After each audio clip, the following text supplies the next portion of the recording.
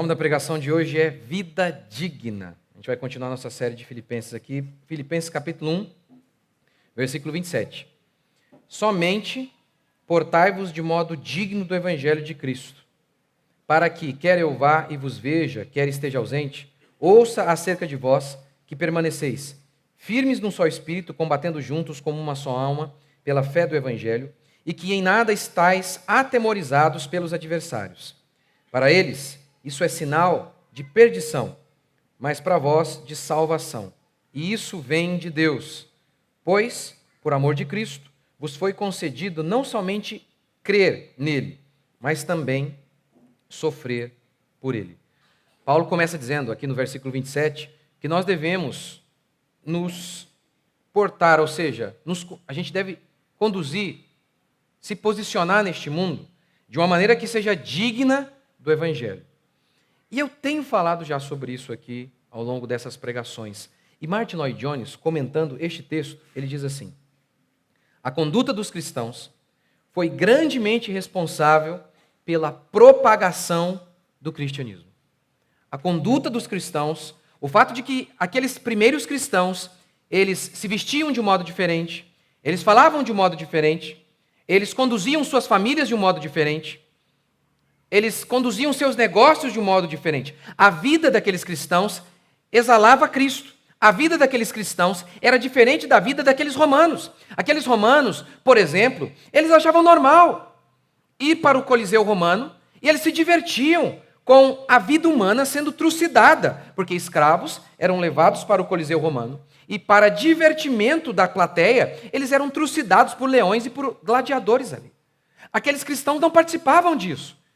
Eles não lutavam pelo direito de se parecer, porque é isso que muitas vezes a igreja faz. A gente precisa atrair as pessoas. Como? Sendo iguais a elas. Não foi assim que a igreja primitiva atraiu. Ela atraiu justamente porque ela era diferente. Eles tinham um tipo de vida que era diferente e justamente por isso atraía aquelas pessoas.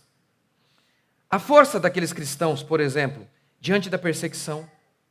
Quão forte eles eram. O próprio Paulo, como eu citei para vocês aqui recentemente. Paulo está na cadeia. Você acha que se Paulo estivesse lá na cadeia, choramingando, Paulo iria poder relatar o que ele relatou aqui em Filipenses? Que toda a guarda pretoriana estava se convertendo porque ouviu o evangelho da boca de Paulo. Você acha mesmo que se Paulo manifestasse uma vida miserável, e eu não estou falando aqui de dinheiro, uma vida fraca, uma vida pequena, você acha que alguém iria querer imitar Paulo? Falar, Paulo, eu quero ser como você. Não, de modo algum. Ora, eu comecei a estudar socialismo e já com o seguinte pressuposto. Qual o pressuposto? Qual o ponto de partida? De que o socialismo era errado. Mas eu não entendia as implicações filosóficas, eu não entendia os conceitos filosóficos que estavam ali presentes, eu não entendia completamente o que era socialismo. Mas eu já parti de um pressuposto. Eu parti dessa ideia. O socialismo é errado. Por quê? Porque em todo lugar onde ele foi plantado, a árvore nasceu podre. Em todo lugar que o socialismo foi implantado, gerou caos, desgraça. Basicamente, ditadura e pobreza. Esse é o resumo do socialismo em todos os países. Em todos os países, na União Soviética, na Coreia, no Camboja, em todos os lugares, na Ucrânia, em todos os lugares, pobreza, desgraça e ditadura. O fruto mostrava para mim que a árvore era errada. Eu não entendia da árvore ainda, mas o fruto me mostrava, isso aqui não pode ser verdadeiro. O fruto daqueles cristãos, quando, por exemplo, eles estavam diante do Coliseu Romano, e aquela dona de casa, ela olhava para um leão. O pessoal tirou sarro do Pablo Marçal, né? Esses dias, né? Ele falou tanto de si, e aí o pessoal às vezes falava, a luz, a escuridão dorme de luz acesa, por medo do Pablo Marçal. Aquelas donas de casa, aquelas eram bravas. Aquelas lá, talvez os leões ficavam com medo delas. Era dona de casa, ia para o Coliseu Romano e era trucidada. E o que os historiadores dizem é o seguinte, como por exemplo o Tertuliano, o sangue dos mártires era a semente da igreja. Por quê? Quanto mais matava crente, mais se convertia a gente. Por quê? Porque eles olhavam para aquela dona de casa, no Coliseu Romano, gente. Às vezes com o seu menininho aqui, ó, do lado. E o leão vinha para cima deles. E eles ficavam firmes. Muitos da plateia falavam, o que é isso? Por que eles são assim? Porque o que eles têm? A vida deles, a conduta deles era digna do Evangelho. E por isso, eles podiam pregar o Evangelho. Por conta da vida deles. A vida deles falava de Cristo. É sobre isso que Paulo está falando aqui. Eu acredito que a gente pode sim atrair as pessoas, talvez sendo iguais a elas. Essa é uma maneira que muitas igrejas têm atraído. Por exemplo, as pessoas, uma mãe, ela não educa bem o seu filho. E por isso o seu filho é rebelde. Mas essa mãe, ao invés de olhar para si e falar, eu preciso mudar, ela não quer fazer isso. Ela quer que algum doutor dê um rótulo de doente para o seu filho, porque aí instantaneamente a mãe se tornou boa. É sério, instantaneamente. Quando ela ouve do doutor, seu filho tem aqui TDAH. E aí pronto, instantaneamente ela diz, eu sou uma boa mãe. Então tem um monte de pessoas lá fora, que quando ouve um pastor dizendo, não, sim, TDAH é doença. Depressão é doença. Essas pessoas ouvem, que legal.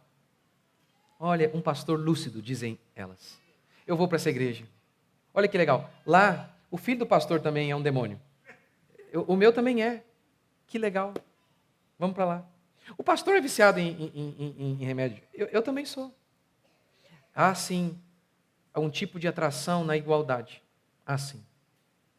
Mas a atração da igreja primitiva é porque eles tinham uma vida superior. Não porque eles eram iguais. Eles tinham uma vida superior. E é retratado aqui por meio de Paulo, de cabeça erguida, na cadeia, com pouco dinheiro, mas rico. Sendo perseguidos, mas alegres, felizes. Essa foi a maior mensagem do Evangelho. Essa alegria que aqueles cristãos transbordavam. Lembra quando eles foram perseguidos lá em Atos? Diz o texto que eles foram lá para o Sinédrio. Sinédrio? Eles apanharam, eles foram torturados, eles apanharam. E eles foram proibidos de pregar. Diz o texto que eles voltaram para casa comemorando porque eles foram achados dignos de sofrer pelo Evangelho. Eles foram achados dignos de sofrer por Cristo Jesus. Esses caras levaram uma sova e voltam para casa alegres. Os crentes de hoje, olha como que os crentes são retratados. O cara ganha 25 mil reais, tem uma boa família, ele não está vivendo nenhum problema, e ele diz, eu estou deprimido. E aí todo mundo diz, é lindo, é normal, é doença. É normal a gente ficar triste, perder um parente, não tem nada. E as pessoas dizem, isso é normal. Que tipo de gente vai querer essa nossa vida, gente? Que tipo de gente vai olhar para nós e vai falar, eu quero isso aí também. Eu também quero. O que você tem, eu quero também. Ora, não, aqueles cristãos, eles atraíram, porque o estilo de vida deles era digno do Evangelho. A vida deles transbordava da vida de Deus. E por isso, os ímpios olhavam e diziam, olha aquela família lá. Olha lá, olha como que é diferente. É claro que somos pecadores, mas olha como que as crianças são comportadas. Olha que belezinha. Olha que legal.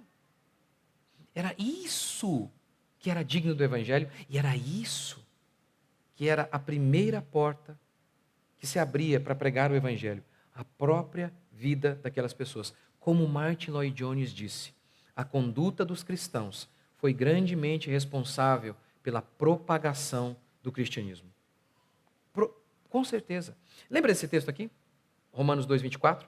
Pois como está escrito, o nome de Deus é blasfemado entre os gentios por vossa causa. Paulo está falando para os judeus. E Paulo está descrevendo que o judeu, ele roubava, que o judeu, ele mentia, que o judeu, ele adulterava. Aí Paulo, depois de trazer essa lista de pecados que os judeus estavam cometendo, Paulo conclui, o nome de Deus é blasfemado entre os gentios por culpa de vocês. Por sua culpa. Por sua culpa.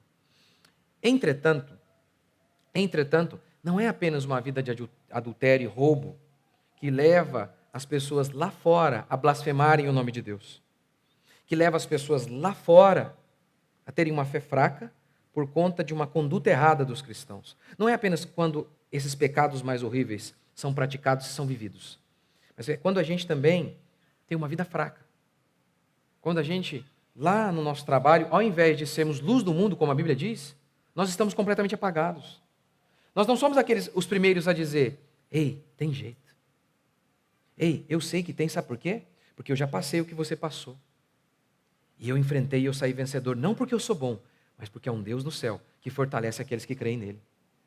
É assim que eles vão olhar para você e vão falar, eu quero ir na sua igreja, eu quero ouvir mais sobre isso. É quando ele olhar para você lá no trabalho, enquanto o mundo inteiro está apavorado. Não vou fazer negócio agora, porque o Lula está aí. Ô, meu filho, é agora que você tem noção que a coisa é ruim. A coisa sempre foi ruim. Agora eu sei, está pior, mas sempre foi ruim. Os comunistas sempre dominaram nosso país, é que você não tinha noção de que eles dominavam, mas sempre dominaram. Sempre dominaram. Sempre. As coisas sempre foram ruins. Sempre tem gente roubando para tudo que é lado. Eu não vou fazer negócio agora, não vou comprar nada agora. Compra, rapaz, vai lá comprar. Vai lá, compra mesmo. Abre o que você tem que abrir, faz negócio. Você imagina, aí o ímpio olha, o cara fala, mas o que é isso? Está todo mundo apavorado e você está assim. Você é doido ou o quê? Vivam de modo digno do Evangelho. Viver de um modo digno do Evangelho não é apenas porque não adulteramos ou não matamos. É porque nós transmitimos fé no meio de um mundo apavorado, no meio de um mundo incrédulo, no meio de um mundo com medo. As pessoas vivem com medo, gente. Elas têm medo de tudo. E aí eles olham para Paulo e Paulo diz, o morrer é lucro para mim. Morrer é ganho para mim. É isso que impressiona. É isso que de fato o mundo precisa ver. Nós somos luz do mundo. Isso é luz. Essa vida forte que a gente precisa transmitir. O mundo não quer olhar para você e falar, nossa, olha lá, aquele cara é rico. Tem um monte de gente rica aí e se matando. Não é isso que é de fato a riqueza. É olhar para você e ver vida, ver força, ver perseverança, ver esperança nos seus olhos. Isso é viver de modo digno do Evangelho. Outra maneira é quando nós nos compadecemos do próximo. Vamos pegar um exemplo. O gay. A esquerda diz, não há pecado, é tudo legal. Está errado. Está errado. Mas por outro lado, aí você tem muitos da direita. Aí despreza, e zomba, e diminui. Nós não queremos ser assim.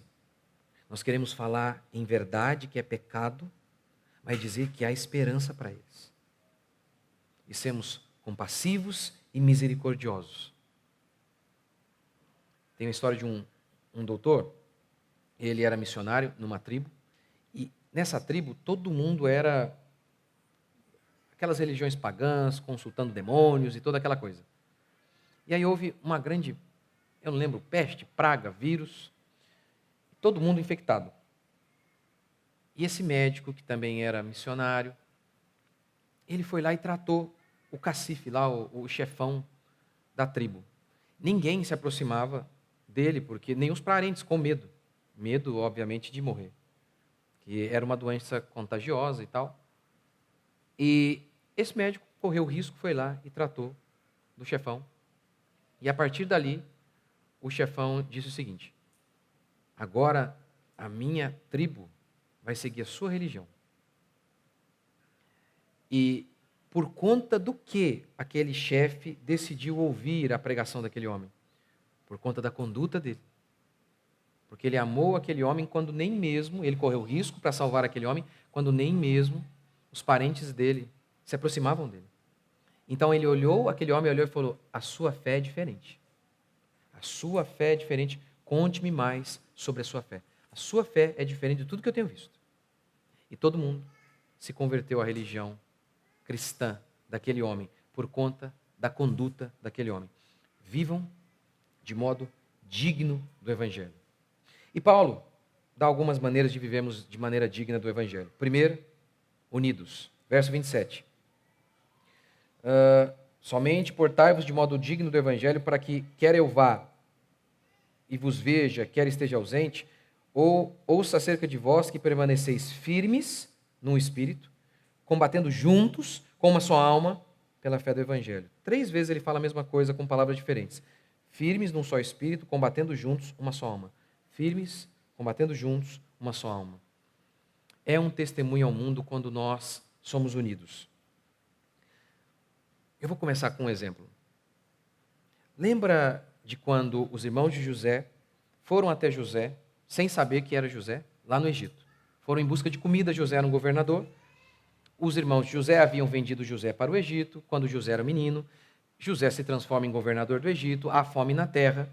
Ninguém tem comida a não ser no Egito, a não ser José. Os irmãos de José vão até José. E diz o texto que José faz todo aquele cenário, aquele teatro, para ver se seus irmãos haviam se arrependido, eles se arrependeram. E ok, José então revela-se para seus irmãos e chama o faraó e fala, esses aqui são meus irmãos. E diz o texto que eles se sentaram à mesa para comer. Todos os irmãos de José, 11, todos eles, se sentaram à mesa para comer. E diz o texto que eles sentavam-se assim, ó, do mais velho ao mais moço, em escadinho. Tudo por ordem. Aqui o de 35, do lado de 34, depois de 33, 20, 15, 12, 3 e por aí vai. Enfim. Aí diz o texto que todo mundo ficou impressionado. O povo do Egito, ao ver aquela conduta deles à mesa, eles ficaram impressionados. É engraçado que a gente vive em São Paulo. A minha percepção, eu não sei se é perfeita, mas mesmo assim serve de ilustração. Quando você vai no Nordeste, no Rio Grande do Sul, essa é a minha percepção também. São povos que têm mais tradições do que a gente aqui em São Paulo. Porque nós somos um estado de gente que veio de outros lugares. Basicamente isso. A gente não tem uma tradição aqui. A gente tem uma música daqui? Não tem. Quer dizer, até tem, né? Funk, né? Funk é daqui?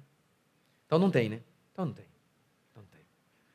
A gente não tem uma comida daqui. Então, talvez o virada paulista, né?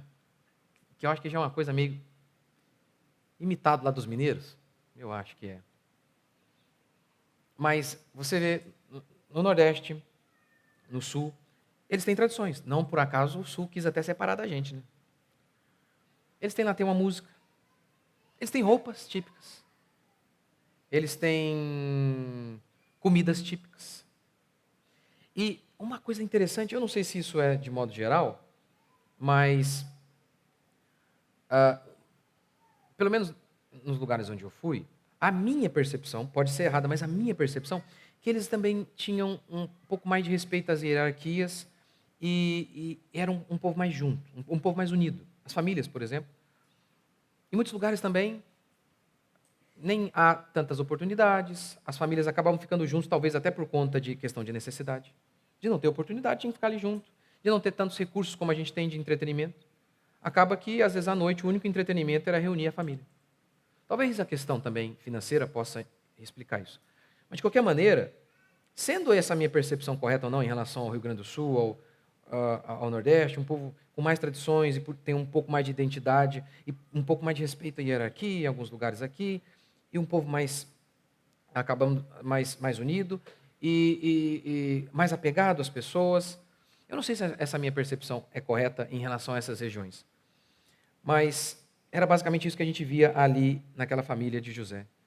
Era um povo que era mais unido e impressionar o mundo justamente por conta dessa união deles, do respeito que eles tinham uns pelos outros e da hierarquia, porque não existe isso, tá? A ideia da tábua redonda, a gente é igual no sentido de sermos iguais diante de Deus, maravilha. Mas de não ter um líder, se fosse essa a ideia, de que todo mundo é líder, não funciona. Então, é impressionante como que em lugares em famílias onde você tem um respeito ali, tem uma hierarquia, e eles se esforçam para preservar isso, ainda que tenham dificuldades para permanecerem unidos, você encontra ali muito mais felicidade. Você encontra ali. Quando você nota, por exemplo, aquelas famíliazinhas que, sim senhor, não senhor, em alguns lugares pede a bênção. Todos esses rituais que representam a ideia de que tem uma hierarquia ali, a gente precisa respeitar e a gente precisa estar junto. Nesses lugares você encontra gente mais feliz.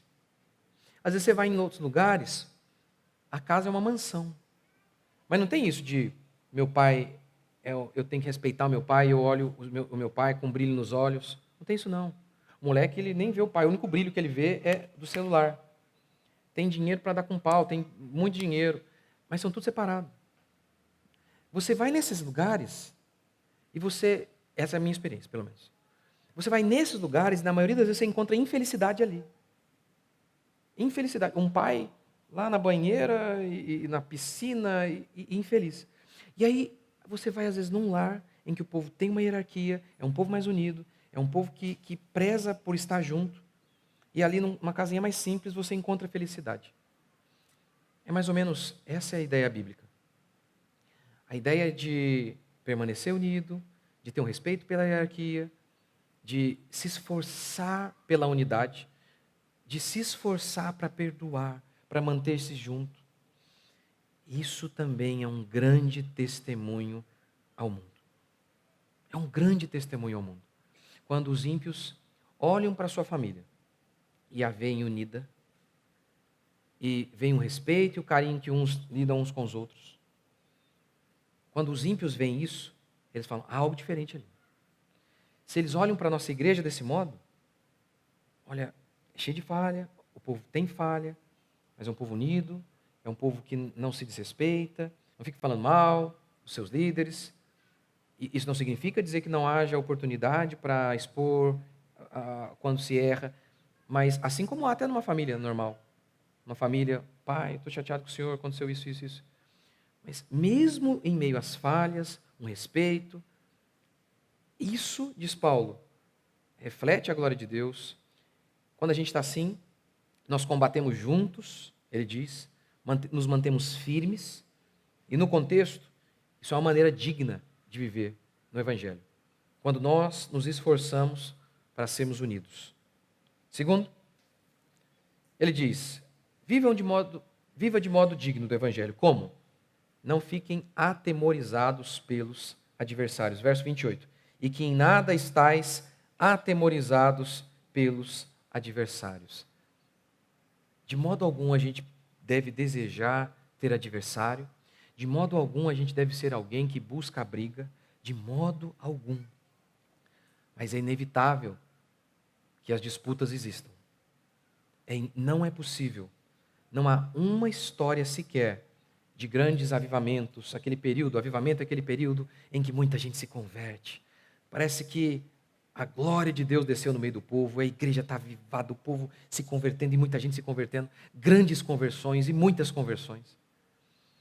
Não há uma história desses momentos, uma só sequer, em que esses períodos de avivamento não fossem envolvidos por grandes perseguições.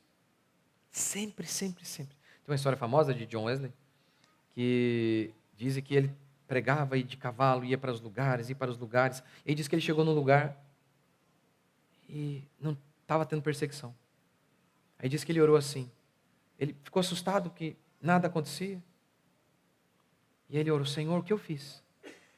O que eu fiz para merecer isso? Ninguém quer me matar mais. Aí de repente uma pedrada na cabeça dele. Bendito seja o Senhor. Eu posso ver o teu favor de novo. Então é inevitável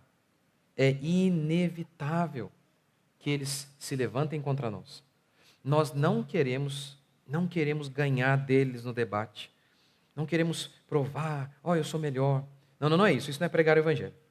Não. Nós pregamos, nós falamos aquilo que é correto. Eles zombam de nós. Inúmeras vezes eles agem com safadeza. E nós, como Cristo, nos identificamos com Cristo na cruz do Calvário, que carrega o pecado dos outros. E a gente aguenta aquilo, por amor. Por amor. Mas diante de tudo isso, ainda assim, é inevitável os adversários. Aqueles que se levantam contra a fé cristã. É inevitável. E aí Paulo está dizendo, não temam. A gente precisa pregar aquilo que é correto. Os adversários vão vir, vão mentir sobre nós. Lembra quando Paulo foi preso? Lembra que falaram que ele estava fazendo arruaça? Era mentira, era calúnia. Lembra quando Jesus foi preso? Caluniaram, contrataram testemunhas falsas? Isso vai acontecer sempre com a gente. Calúnia, tanto contra mim, quanto contra a nossa igreja. Calúnia. Sempre acontece. Sempre acontece. Paulo está dizendo, olha, não se atemorize. Não se atemorizem com os adversários. Sejam corajosos, sejam cheios de intrepidez. Olha esse texto. Ao verem a intrepidez de Pedro e João, sabendo que eram homens iletrados e incultos, admiraram-se e reconheceram que haviam eles estado com Jesus. Por que eles perceberam que aqueles homens, Pedro e João, eram discípulos de Jesus?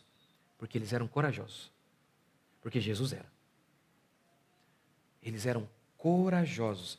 É o que eu e você precisamos. Já falei isso aqui, vou repetir. A coragem é uma espécie de virtude que sustenta todas as outras. Não adianta nada você dizer que ama os ímpios, se você tem medo de pregar a eles.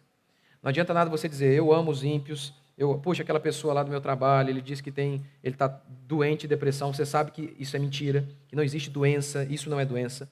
Mas você até sabe disso, você até olha para ela e fala, puxa, mas você tem medo às vezes. Medo de falar, olha, é assim, assim e assado. Essa é a verdade. Então é por isso que a coragem é uma espécie de virtude que sustenta todas as outras. Não adianta nada. Não adianta nada você saber a verdade, você ter boas afeições acerca de alguém. Se você não tem coragem, não adianta de nada. Não vale de nada, não serve para nada. É a coragem que sustenta todas as ações. Terceiro e último princípio, ele fala sobre sofrer por ele. Vivam de modo digno do Evangelho. Como? Como? Sofrendo por ele. Verso 29. Pois, por amor de Cristo, vos foi concedido não somente crer nele, mas também sofrer. Como é que é? Foi concedido. Sabe o termo que Paulo está usando aqui? Na versão revista atualizada, acho que fala sobre isso, sobre graça. A graça. Vocês não têm apenas a graça de crer em Cristo, mas a graça de sofrer por ele. Foi concedido, é a mesma coisa. Como assim? Ganhar dinheiro. Você um dia estava lá passando dificuldade, você orou a Deus e Deus supriu você. Isso é uma graça ou não? Quantos concordam? É uma graça. É graça, é um dom. Deus concedeu a você.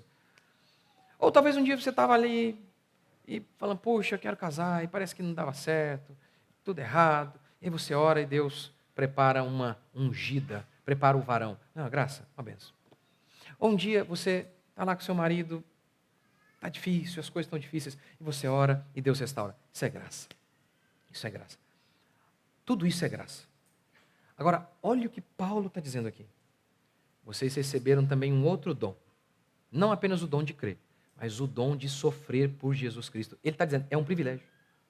É isso que ele está escrevendo aqui. Vocês não receberam apenas o privilégio de crer, vocês receberam o privilégio de sofrer por ele. Vocês não receberam apenas o privilégio de crer em Jesus, vocês também receberam o privilégio de sofrer por ele. Foi por isso que aqueles cristãos, quando apanharam, eles disseram, bendito seja o nome do Senhor.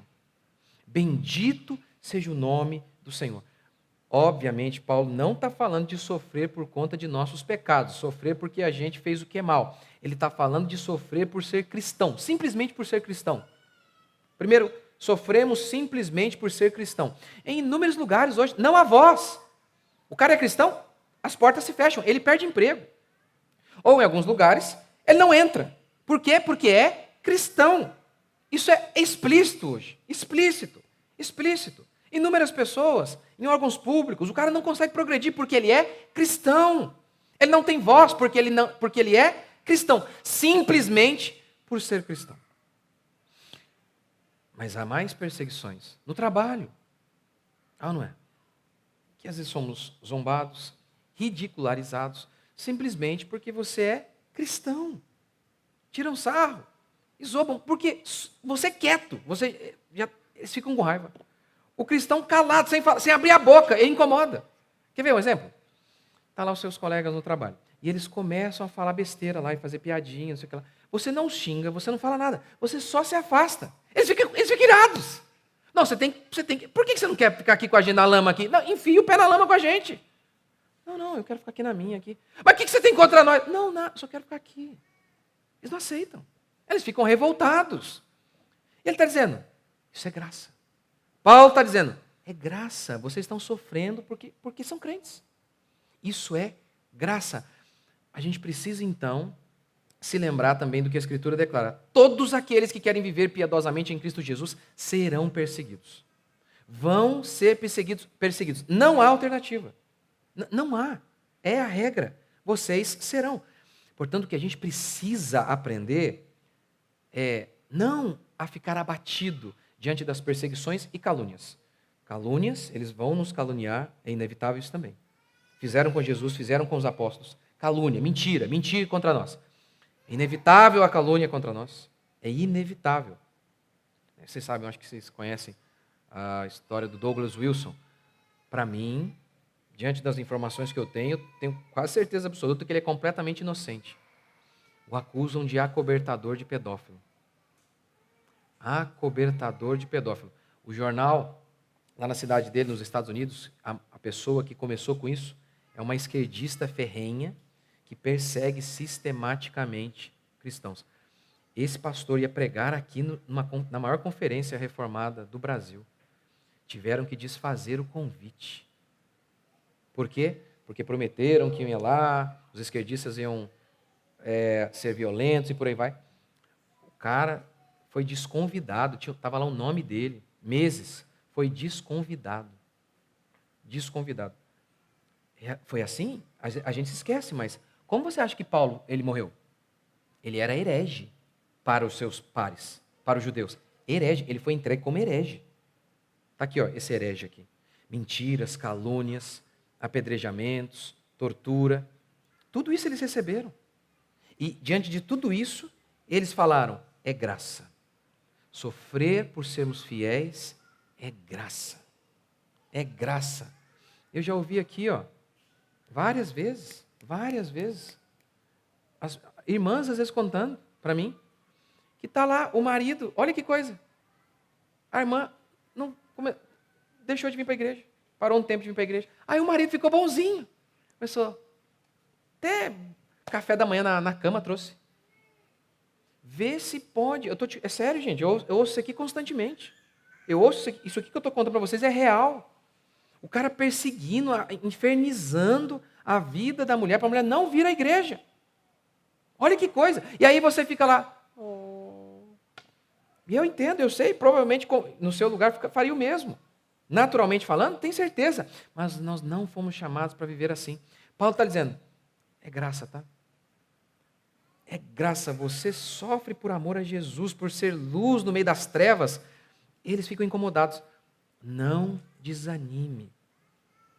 Há uma graça também em sofrer por amor de Jesus Cristo, por sermos cristãos, por fazermos o que é correto. Há uma graça nisso. Não se desanime. Não se desanime quando vocês forem perseguidos. Pelo contrário, bem-aventurados todos aqueles que são perseguidos pelo meu nome. Lembra que eu já preguei para vocês aqui várias vezes sobre isso? Lá na série sobre o Sermão da Montanha, eu expliquei para vocês essa palavra bem-aventurado, essa expressão. É makarios em grego. Significa feliz ou abençoado. Por quê? Porque quem é abençoado é feliz, gente. Quem é feliz é abençoado. Felizes, algumas traduções trazem assim, ó, felizes os perseguidos pelo meu nome. Algumas trazem exatamente assim, ó, abençoados, bem-aventurados. Bem-aventurado, bendito, feliz aquele que for perseguido por conta do meu nome. Eu sei que essa graça é uma graça que às vezes a gente não quer, eu sei, mas se Deus está dizendo que é graça, então é graça. Se Deus está dizendo que é assim que é, então é assim que eu vou enxergar. Se Deus está dizendo que é um privilégio sofrer por amor dele, se Ele disse que é, então é assim que eu vou ver. E eu vou erguer a minha voz ao céu, como os discípulos, e vou dizer, bendito o Senhor, porque hoje levamos uma sova dos romanos, isso foi um privilégio. Se é assim que Deus diz que é, então é assim que de fato é. Vamos ficar de pé?